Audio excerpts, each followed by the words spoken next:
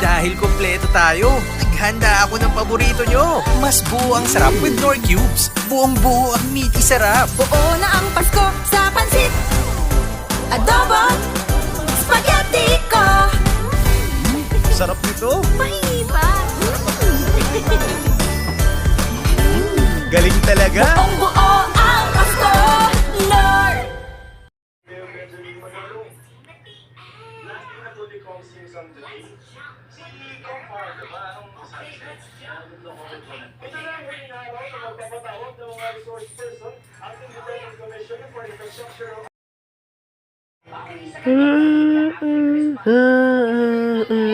Mm-hmm.